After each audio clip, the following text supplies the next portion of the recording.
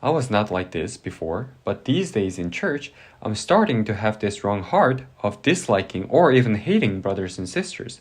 Whenever I have this heart, God shows me verses like love one another, and along that context, they really convict me a lot. So I always remind myself, yes, I really should love the brethren, and try to think about the love of God that has accepted me when I was still weak and when I was still a sinner. I tried really hard, but even after that, whenever I saw them doing something that didn't seem right in my eyes, these wrong hearts kept bothering me so much. And I know we must be in one heart and one mind to evangelize and to preach the word, but it's so painful to recognize myself harming that unity. In the process of loving someone whom I dislike or hate, I do realize the reason of God putting them next to me. However, these thoughts are constantly arising, and it's so painful.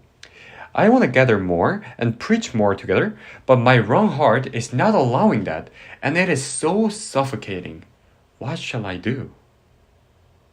What shall we do? I was not like this before, but these days, he said. It's a very difficult task, actually. I'm assuming that the person who wrote this, when he was a newly saved, he was not like this because he was very pure. But this may happen at some point of our Christian life, right? So one thing to note is that after receiving salvation, everyone around you, inside of church and outside of the church, you must believe and consider that all those people around you, they are there because they are necessary individuals in your life. For example, Job, he went through a lot of hardships, right? He lost all his properties and he lost all of his sons. And after that, his body got the disease. Around him, there were a lot of people. He had his wife and 3 friends also. Job's wife told him to curse God and die, and his friends were judging him, assuming that Job has sin in his life. However, his wife and all his friends, God placed them next to Job because he needed them, right? And through them, God trained him and blessed him in the end. That's the way God trained him. If you see the book of Jonah, everything that happened to him, there was God's will, causing the storm when he was running away from God's command and preparing the great fish. That's all God's will. The Bible says God prepared it. And in Jonah chapter 4, it says that God prepared a plant and also prepared a worm. Emphasize the word prepared here. He prepared the worm so it can damage the plant that was prepared. Not only that, but also he prepared the vehement east wind. So everything around him, great wind, great fish, and the plant, the worm, and the east wind, those were all necessary things in Jonah's life. So we really need to have the faith and believe that everyone around me and every incident happening around me are God-given things that I really need in my life. And in church, it is possible to dislike or even hate someone. So here, we must examine our hearts and see if it's because of me not reflecting myself. Let's go to Matthew chapter 7. Matthew chapter 7, verses 1 through 5. Judge not, that you be not judged. For with what judgment you judge, you will be judged. And with the measure you use, it will be measured back to you. And verse 3, let's read it together. And why do you look at the speck in your brother's eye, but do not consider the plank in your own eye? Or, how can you say to your brother, let me remove the speck from your eye, and look, a plank is in your own eye? Hypocrite!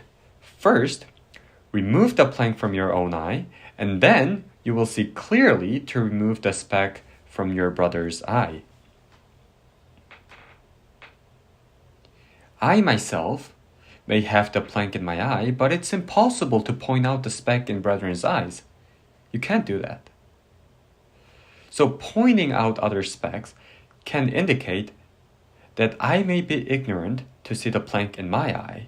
Hating someone's action or way of them living If it's toward one particular person, that is possible to happen in our lives. But having that wrong heart toward most of the people in the church, then that's very abnormal, right? So you must reflect on yourself. Remember how weak you were when you received salvation. And remember how sinful you are. And also remember how many flaws you have. If you do not think about those deeply, you'll only see your brother's flaws. So if you're judgmental, and when you see others' flaws so often, you must be careful and think, oh, maybe I'm oblivious to my flaws. Maybe I'm not reflecting on myself well. In our Christian life, what we learn as time goes by is that our faith is very weak, and I'm full of flaws. Realizing and discovering that is a very normal Christian life. So in 1 Corinthians, the epistle which Paul wrote early in his apostle life, he said, I'm the least of the apostles. And later, when he wrote Ephesians, he said, I'm less than the least of all the saints. Ephesians was written after 1 Corinthians. He said, I am less than the least of all the saints. And in the end, when he wrote 2 Timothy, his very last epistle, he said, I'm the chief of sinners. So as time went by, he recognized his weaknesses more and more. So the more you discover your weaknesses, the bigger the grace of God becomes. The love of God gets deeper. So if you realize that you're full of flaws, it's going to be difficult to point out and judge others. Is that correct? But if you keep pointing out the flaws of the others, that is the evidence of you being oblivious to your own flaws and weaknesses. So we must reflect on ourselves. And one more thing. In our Christian life, we not only discover our weaknesses more as time goes by, but also we realize how great the Lord is and how deep is His love. That's a normal process. So if we think about the disciples, when they met the great wind in the sea, Jesus was with them and He was sleeping, and the disciples woke Him up. They said, Teacher, do you not care that we are perishing? And Jesus rebuked the wind, Peace, be still. And the peace came. After that, the disciples said, Who can this be? So they realized that their faith was so small. And Jesus said, Why are you so fearful? How is it that you have no faith? He said. Having a small faith and realizing how great the Lord is, that is very normal. So in this case, we must reflect on ourselves.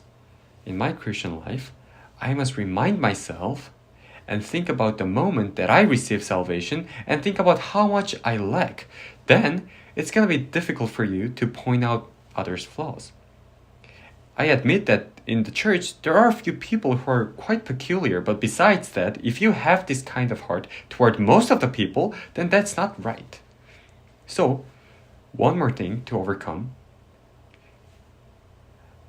is not only to remind ourselves of my own flaws and the moment I received salvation, but also to try to think about the strong suits of others.